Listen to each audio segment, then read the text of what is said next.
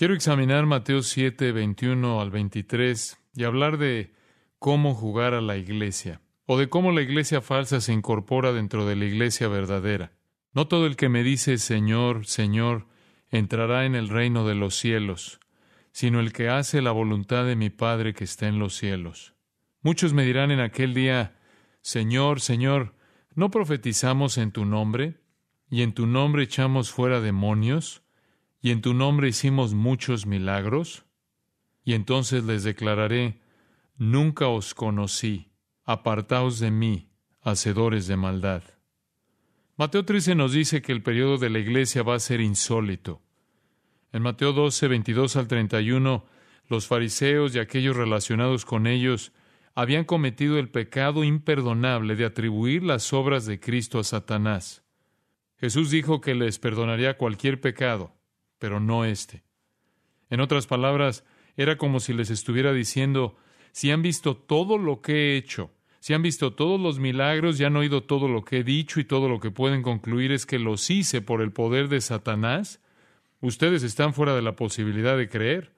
Si han recibido toda esta revelación y no la han aceptado, no hay nada más que puedan tener. Seguirme, verme, observarme, escucharme y concluir que es satánico, los excluye de la posibilidad de creer. La ira de la iglesia es el tema de Mateo 13. Al situar a Israel aparte por su incredulidad, Cristo comienza a establecer parábolas que describen la naturaleza única del período de la iglesia. Él dice que en la era de la iglesia habrá trigo y cizaña, los cuales son los creyentes verdaderos y los falsos. Ellos serán tan difíciles de diferenciar que usted no será capaz de escoger hasta que Dios, quien es el juez final, decida entre ellos. Jesús plantea las diferentes dimensiones de la iglesia. La ilustración de la semilla de mostaza provee la idea de que la iglesia estallará en gran número, pero incluirá el real y el irreal. Esto es, creyentes verdaderos y creyentes falsos. La era de la iglesia será un tiempo verdaderamente insólito y en realidad lo es ahora. Bajo el nombre de iglesia, hoy tenemos todo tipo de surtido. Cristo en el Apocalipsis le ordenó a Juan que escribiera a la iglesia de Sardis y le dijo, yo conozco tus obras, que tienes nombre de que vives y estás muerto. Apocalipsis 3:1. ¿Qué comentarios sobre muchas iglesias de hoy? Tienen un título, tienen un nombre, pero están muertas. ¿Y por qué están muertas? Están muertas fundamentalmente porque la gente dentro de ellas está muerta. Se podrá decir, de hecho, sin temor a equivocarnos, que hoy en Norteamérica la mayoría de los miembros de iglesias ni siquiera sabe qué es ser cristiano porque ellos están muertos espiritualmente. Pablo lo dijo allá en Efesios 2, versículo 1, estabais muertos en vuestros delitos y pecados. Por lo tanto, personas muertas han de constituir iglesias muertas. La iglesia hoy no sufre o muere a causa de los ataques desde fuera. Satanás no necesita perder el tiempo en ellos, ya las personas están muertas dentro de ella. Por otra parte, una iglesia viva, una iglesia que conoce a Jesucristo y proclama su evangelio, siempre va a estar padeciendo ataques porque tal tipo de iglesia será la conciencia de la comunidad. Jesús lo dijo en Lucas 6:26, ¡ay de vosotros, cuando todos los hombres hablen bien de vosotros! La iglesia siempre debe estar en polos opuestos a los del mundo. La luz y las tinieblas no tienen compañerismo entre sí. ¿Y qué concordia Cristo con Belial? Como nos dice 2 Corintios 6:15. No hay relación. Es muy importante que entendamos esto. Pablo lo explica en 2 Corintios 6:14, donde afirma que el amor de Cristo es un tema básico.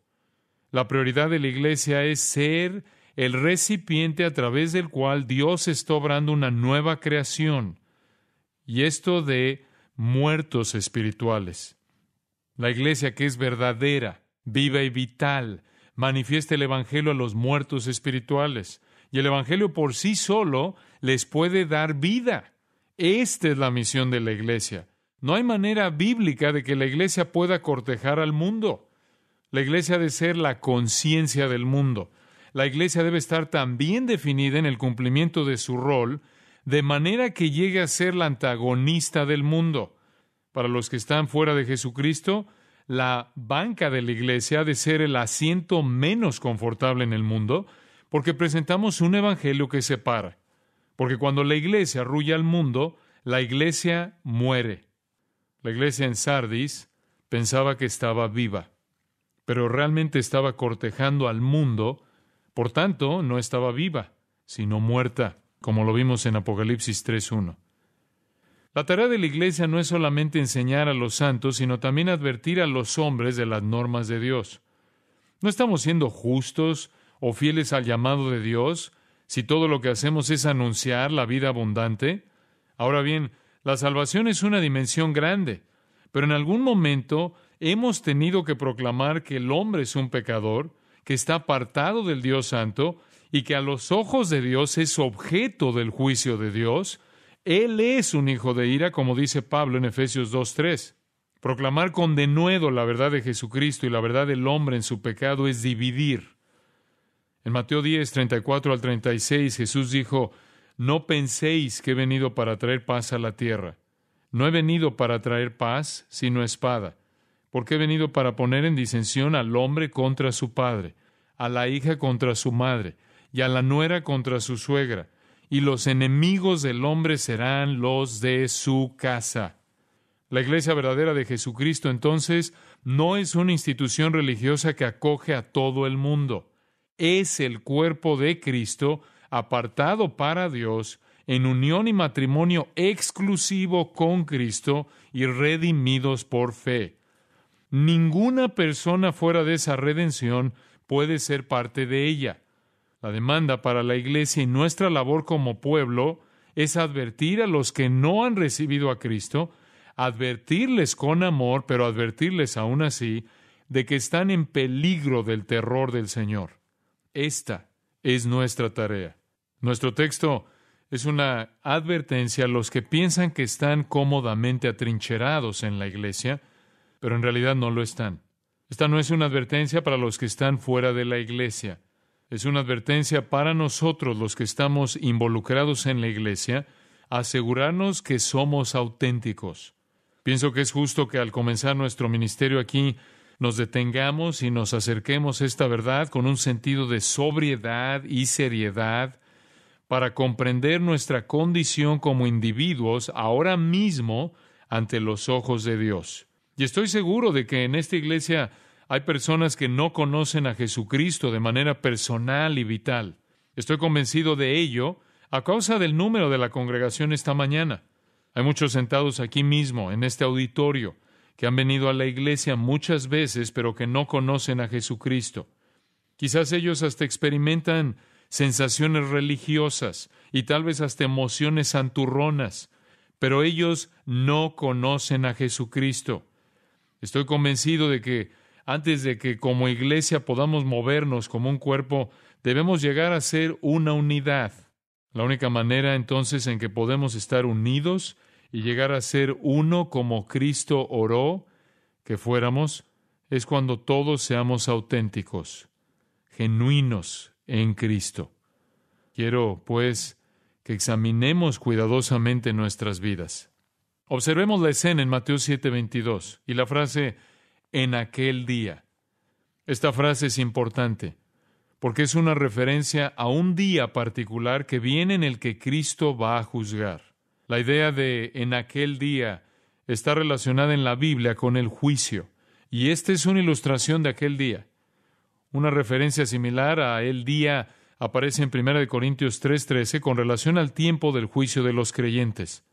Aparece con frecuencia en varios pasajes de la Biblia con relación al juicio divino de los incrédulos. Por ejemplo, en Isaías 2:12 la vemos, en Joel 2:1, Malaquías 4:5, Primera de Tesalonicenses 5:2, Segunda de Pedro 3:10. Está por venir un día en el que Dios va a juzgar. Está por venir un día en el que el gran trono blanco va a ser una realidad. Apocalipsis 20:11 y 12 ilustra este gran cuadro del juicio final, diciendo: Y vi un gran trono blanco y al que estaba sentado en él, de delante del cual huyeron la tierra y el cielo, y ningún lugar se encontró para ellos. Y vi a los muertos, grandes y pequeños, de pie ante Dios, y los libros fueron abiertos, y otro libro fue abierto, el cual es el libro de la vida. Y fueron juzgados los muertos por las cosas que estaban escritas en los libros, según sus obras. En otras palabras, ellos no tuvieron una fe loable. Sus obras fueron todo sobre lo cual cimentaron sus vidas. Si conoce algo acerca de esto, sabe que la Biblia dice, por las obras de la ley ningún ser humano será justificado, de acuerdo con Romanos 3:20. Y el mar entregó los muertos que había en él, continuó Apocalipsis 20:13. Y la muerte y el Hades entregaron los muertos que había en ellos, y fueron juzgados cada uno según sus obras. Y la muerte y el Hades fueron lanzados al lago de fuego. Esta es la muerte segunda. Y el que no se halló inscrito en el libro de la vida fue lanzado al lago de fuego, como lo dice Apocalipsis 20:13 al 15. En Mateo 7:21 al 23, se nos traslada al juicio final. Estamos ante el gran trono blanco, viendo a algunos de los que están cara a cara con Cristo en aquel tiempo. Ellos le dicen, Señor, Señor, aquí estamos, nosotros somos aquellos, los que eran religiosos. Pedro le llamó este día el día del juicio y de la perdición de los hombres impíos, en 2 de Pedro 3:7. La frase ahí, hombres impíos, podría parecer dura en vista del hecho de que éstas eran personas religiosas. Hay un silencio aterrador en ese juicio realmente. Ahora, vamos a ver en primer lugar el requisito para la entrada al reino. Noten ustedes en Mateo 7:21. Entonces se rompe el silencio con las palabras de Jesucristo. No todo el que me dice, Señor, Señor, entrará en el reino de los cielos, sino el que hace la voluntad de mi Padre que está en los cielos. Aquí tenemos, ante todo, el requisito para la entrada al reino. ¿Cuál es este requisito? ¿Cómo entra un hombre al reino de Dios? ¿Cómo puede estar en una relación vital con Dios? Bueno, ante todo, no es aquel quien dice, Señor, Señor, sino los que hacen la voluntad de Dios quienes entran. Ustedes recordarán Mateo 25, versículos 1 al 13. Es una historia muy interesante. Allí encontramos a 10 vírgenes invitadas a una fiesta. 5 de ellas vinieron y de antemano se habían preparado al traer el aceite y ponerlo en sus lámparas. Las otras 5 fueron insensatas y no prepararon nada. En Mateo 25:11, la puerta se cierra y las 5 que quedan fuera dicen, Señor, Señor, ábrenos. Pero el Señor de la fiesta responde, de cierto os digo que no os conozco. Observen en esa historia que a todas las vírgenes se les invitó a la fiesta. En un sentido simbólico, ellas habían oído el Evangelio. Habían escuchado la proclamación de vengan a la fiesta. Esta es una ilustración del llamado de Dios al mundo. Ellas se prepararon en la medida que dispusieron sus lámparas. Ellas hasta vestían las ropas apropiadas. Incluso llegaron a la casa de la cita. Sin embargo, no consiguieron entrar. Su llanto es similar al de Mateo 7:21. Señor, Señor, ábrenos. Pero él afirma que no es para los que dicen Señor, Señor, sino para los que hacen la voluntad de Él. ¡Qué solemne advertencia! Al final de esta parábola, Cristo dice, velad pues, porque no sabéis el día ni la hora, como lo expresa en Mateo 25:13. Oseas lo ilustra en Oseas 8:2. El pueblo de Oseas históricamente estuvo casi al tocar fondo. Israel iba cuesta abajo y para cuando llega la profecía de Oseas, él los está sermoneando por su falta de conocimiento, diciendo en el 4:6, mi pueblo fue destruido porque le faltó conocimiento. Oseas dice que ellos no tienen realidad alguna en su interior. Los compara al rocío de la mañana temprana que se evapora en el 6:4. Ellos no tienen ninguna sustancia, ellos han desechado a Dios y le han dado la espalda, ni siquiera se acercan a la casa de Dios. Y ya para cuando llega al 8:1 y 2, Oseas describe el cuadro de un buitre.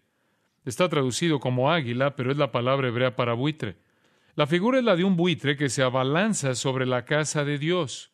Representa el hecho de que aun con toda la actividad religiosa en Israel, la pura verdad era que el lugar estaba muerto, y es por ello que el buitre se abalanza sobre él. No había nada allí sino un cadáver. Israel abandonó completamente el templo de Dios como el símbolo de su relación con Dios y en consecuencia enfrentó una tragedia. El cuadro de un buitre que vuela testificando el hecho de que el juicio se acerca. Oseas entonces pasa a profetizar que Israel será aplastado a causa de su abandono de Dios. Israel era en ese entonces aún religioso. Israel tenía aún sentimientos religiosos. La gente aún cumplía algunas formalidades, pero estaban muertos. No había realidad de su religión, solo formalidad. ¿Qué respondieron Oseas? Dios mío, te hemos conocido. Observen que es de la misma manera que en Mateo 7:21. Señor, Señor, somos nosotros. ¿Qué quieres decir con juzgarnos?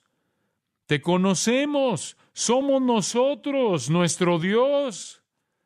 Ellos claman, somos nosotros. ¡Qué tragedia! Dios no los conoce. Esa generación en particular había desechado su relación con Dios como resultado de sus propios deseos. Puede darse cuenta de que no son los que desean entrar en el reino de Dios quienes necesariamente entran, ni siquiera los que piden entrar quienes lo hacen.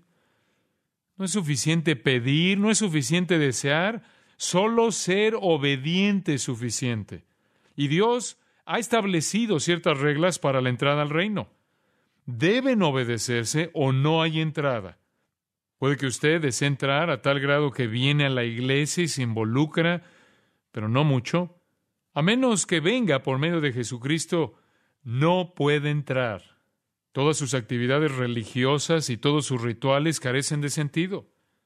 En Hechos 4:12 recordarán que Pedro dijo, y en ningún otro hay salvación, porque no hay otro nombre bajo el cielo dado a los hombres en que podamos ser salvos. No hay otro nombre aparte de Jesucristo. Había un hombre ciego en un puente en Londres, quien estaba leyendo su Biblia en braille. Mientras leía Hechos 4:12, se perdió en el texto con sus dedos. Sin ser consciente, por su ceguera, de cualquiera a su alrededor, continuó pasando sus dedos sobre la misma frase. No hay otro nombre, no hay otro nombre, no hay otro nombre. Un grupo de personas que se había reunido a su alrededor, a medida que trastabillaba sobre las palabras, comenzó a mofarse y burlarse de él mientras palpaba su Biblia. Había otro hombre parado a la orilla del gentío, quien no se burlaba, sino que escuchaba. Aquella noche, aquel hombre se alejó, fue a su casa, cayó sobre sus rodillas e invitó a Cristo a entrar a su vida.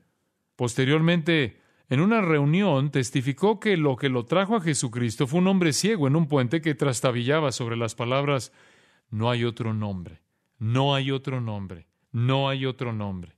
Es solo a través de la fe personal en el Señor Jesucristo que usted, yo o cualquiera podrá entrar al reino de Dios.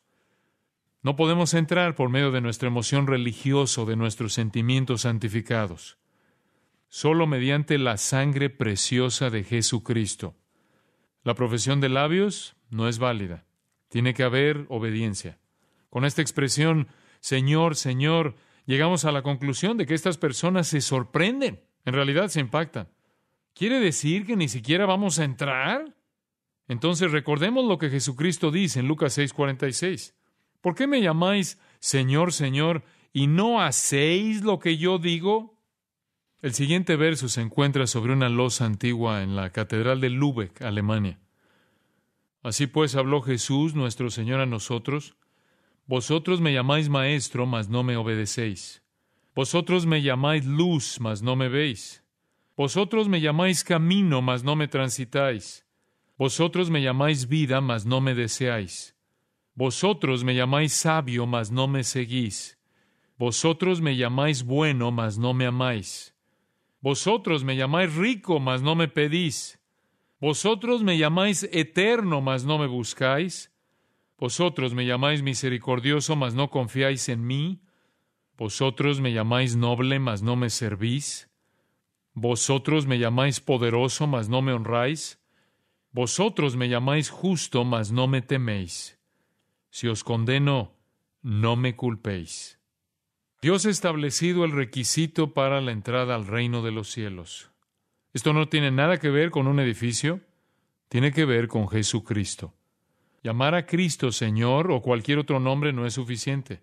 Hacer la voluntad de Dios es la solución. Usted pregunta, bueno, ¿cuál es la voluntad de Dios? Pablo le dijo a Timoteo, en 1 Timoteo 2, 3 y 4, la voluntad de Dios es Dios nuestro Salvador, el cual quiere que todos los hombres sean salvos. Esa es la voluntad de Dios. Jesús dijo en Juan 14, 6, yo soy el camino y la verdad y la vida. Nadie viene al Padre sino por mí. Esa es la voluntad de Dios. En Juan 6:40 Cristo dice, y esta es la voluntad del que me ha enviado, que todo aquel que ve al Hijo y cree en Él tenga vida eterna, y yo le resucitaré en el día postrero. Juan 1:12 dice, mas a todos los que le recibieron, a los que creen en su nombre, les dio potestad de ser hechos hijos de Dios. La voluntad de Dios para usted es que reciba a Cristo.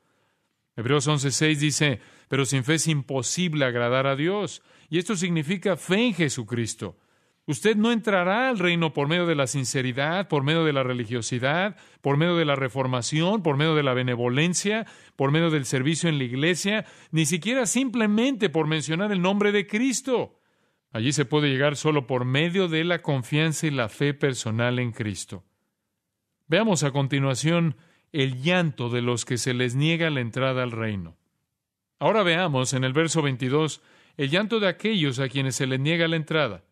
Muchos me dirán en aquel día, Señor, Señor, ¿no profetizamos en tu nombre?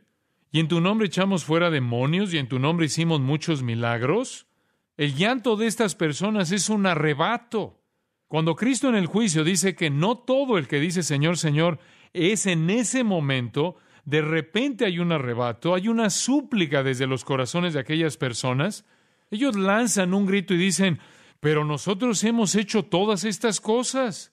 Muchas personas están yendo al infierno frustradas eternamente porque pensaron que su desempeño religioso era suficiente para salvarlas. De hecho, millones de personas dependen de su moralidad, de sus buenas acciones, de su bautismo, de su condición de miembros de la iglesia, aún de sus sentimientos religiosos. Habrá muchos obreros de iglesias en el infierno, muchos pastores, y es triste decirlo, muchos maestros de las así llamadas escuelas religiosas. Estoy seguro de que muchos de ellos le dirán a Cristo, Cristo, somos nosotros profetizamos en tu nombre. Pero Jesús les arrancará la piel de oveja y se pondrá al descubierto al lobo voraz. Eso es exactamente de lo que Él está hablando en Mateo 7, 15 al 20, donde Él revela a los falsos profetas, los que claman poseer una realidad que no tienen. Lucas 13, 25 al 30, añade un tremendo énfasis a este punto. Ahí el Señor nos dice, después que el padre de familia se haya levantado y cerrado la puerta, y estando fuera, empecéis a llamar a la puerta diciendo, Señor, Señor, ábrenos. Él respondiendo os dirá, ¿no sé de dónde sois? Entonces comenzaréis a decir, delante de ti hemos comido y bebido, y en nuestras plazas enseñaste. Pero os dirá, os digo que no sé de dónde sois. Apartaos de mí todos vosotros, hacedores de maldad. Allí será el llanto y el crujir de dientes. Cuando veáis a Abraham, a Isaac, a Jacob y a todos los profetas en el reino de Dios, y vosotros estéis excluidos, porque vendrán del oriente y del occidente, del norte y del sur, y se sentarán a la mesa del reino de Dios. Y he aquí, hay postreros que serán primeros y primeros que serán postreros. ¡Qué cuadro de aquel día! De los que son arrojados fuera, porque todo lo que tuvieron fue el nombre de Cristo, sin la realidad de la fe en Él. Qué triste verlos afuera llorando por ganar la entrada. Esto me recuerda a las personas en los días de Noé, quienes debían haber estado haciendo lo mismo, golpeando ruidosamente las puertas del arca para tratar de hacerle saber a Noé que finalmente creyeron que sus palabras eran ciertas. Ellas quisieron pasar hacia adentro, pero no pudieron. ¿Tiene usted solamente una apariencia de piedad? ¿Conoce al Señor personalmente? ¿Se ha visto usted mismo de pie ante el gran trono blanco con sus débiles excusas? En Juan 3:3 Jesús le dijo a Nicodemo, de cierto te digo, que el que no naciere de nuevo no puede ver el reino de Dios. ¿Qué significa ser nacido de nuevo? Significa sencillamente recibir a Jesucristo y creer que Dios le hace una nueva creación. Le hace nacer eternamente dentro de su familia. Y cuando Nicodemo vino a Cristo, él tenía mucho de lo cual vanagloriarse. Él era un hombre religioso, él era el maestro en Israel. Usted pensará que con todos los escalones religiosos que él había alcanzado, Cristo le habría dicho, Nicodemo, qué gran tipo eres. Has llegado muy lejos. Has tenido una vida tremendamente fantástica. Has hecho cosas maravillosas. Todo lo que necesitas es subir un gran escalón más y estás dentro. Pero Cristo en verdad le dice, Nicodemo, todo lo que has hecho es obrar con religiosidad. Ahora, olvídalo todo, vuelve atrás y hazte como un bebé, nace de nuevo. Nicodemo no necesita subir un escalón más en el proceso. Él tuvo que comenzar desde el principio. Y esto nos lleva a nuestro siguiente punto. Vamos a ver a continuación la condenación para aquellos sin Cristo. Observen la condenación para aquellos sin Cristo. Lanzar gritos hacia Dios en protesta es una defensa inútil. ¿No es así? La voluntad de Dios es recibir a Cristo como Señor y Salvador. Los que no lo han hecho así lanzan gritos de horror. Entonces el juez habla nuevamente ahí en Mateo 7:23 y vemos la condenación de los que no tienen a Cristo. Y entonces les declararé, nunca os conocí, apartaos de mí, hacedores de maldad. Observen la palabra declarar. Es una palabra interesante. La palabra griega para declarar es homología. Significa proclamar abiertamente. Aquí Cristo proclama abiertamente que Él no los conoce. Esa misma palabra, de hecho, se usa en Mateo 10:32, donde Jesús dice, a cualquiera pues que me confiese delante de los hombres, yo también le confesaré delante de mi Padre que está en los cielos. Si gustosa y abiertamente usted no proclama a Cristo aquí en la tierra, entonces Él no le proclamará abiertamente a usted en el cielo. En lugar de esto, Él dirá, nunca os conocí. Ahora llegamos a uno de los conceptos más importantes en toda la Biblia. Se representa con la palabra conocer. Alguna que otra vez me escucharán repitiendo este concepto porque es de importancia fundamental. ¿Qué significa para Dios conocer una persona y no conocer a otra? Sabemos que no significa que Él no es consciente de las personas. Sabemos que Él no está diciendo, no sé quién eres. Él sabe quién es cada uno. Él cuenta los cabellos de la cabeza de cada uno. Mateo 10:29-30 nos dice que Él sabe cuando cae un gorrión. Él sabe todo lo que hay para saber. Entonces, ¿qué quiere decir Cristo cuando dice, nunca os conocí? En 2 de Timoteo 2:19 se nos da la clave. Ahí Pablo escribe, conoce el Señor a los que son suyos. ¿Qué significa esto? ¿Qué trata él de decir?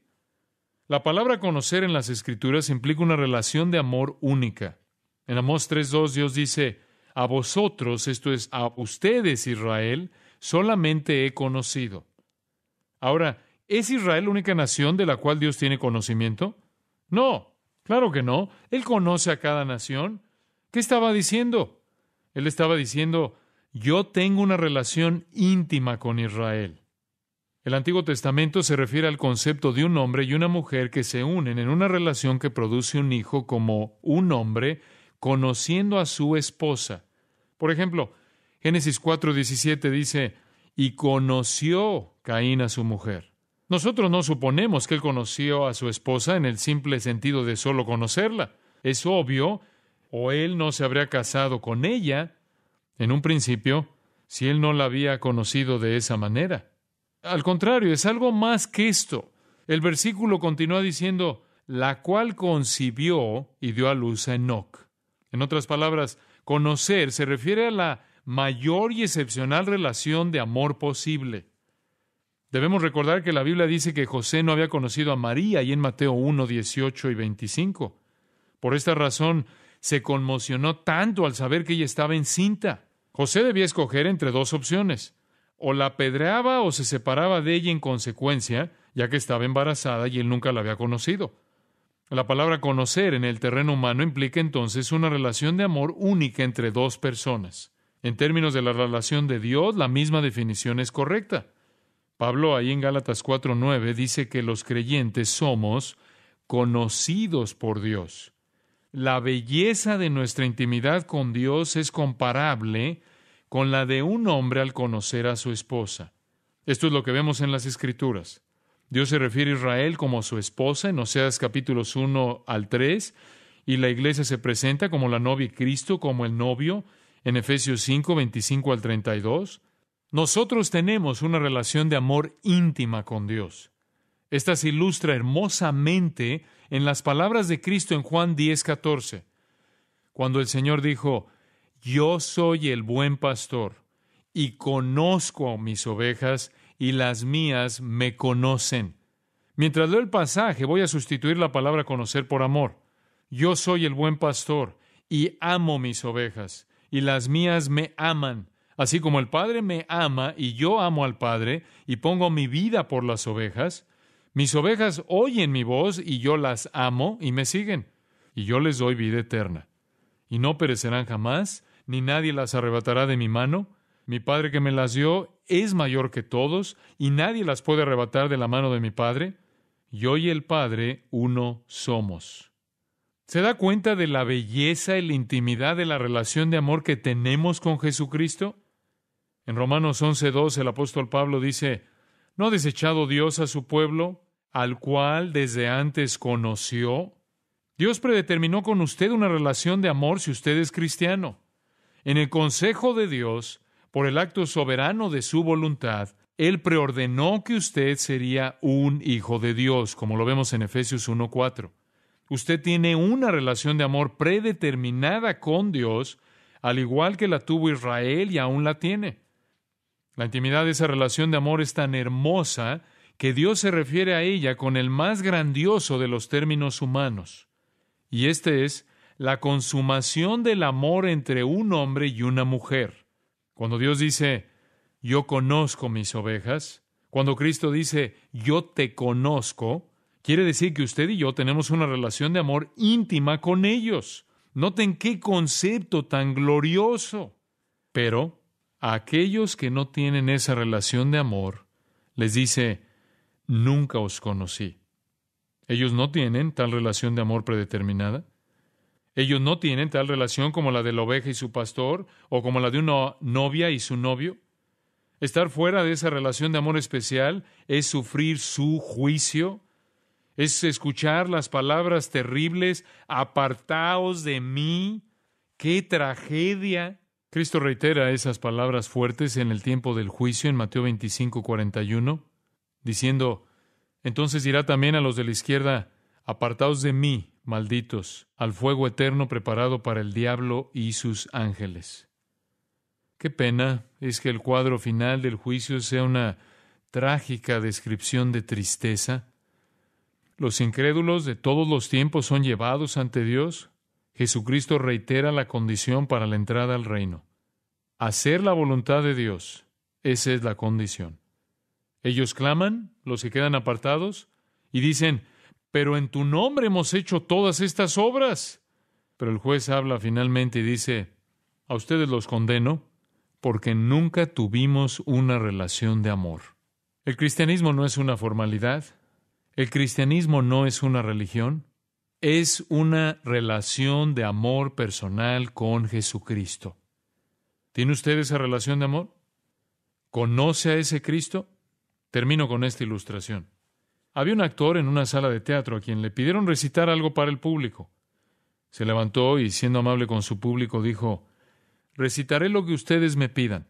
Al principio nadie hizo sugerencia alguna, pero un anciano predicador que por casualidad estaba allí sentado al final de la sala, se levantó y dijo: me gustaría escucharle recitar el Salmo 23.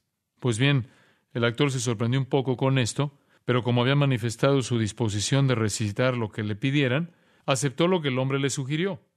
Casualmente conocía el Salmo, así que dijo que lo recitaría. Repitió el Salmo 23 con perfecta elocuencia.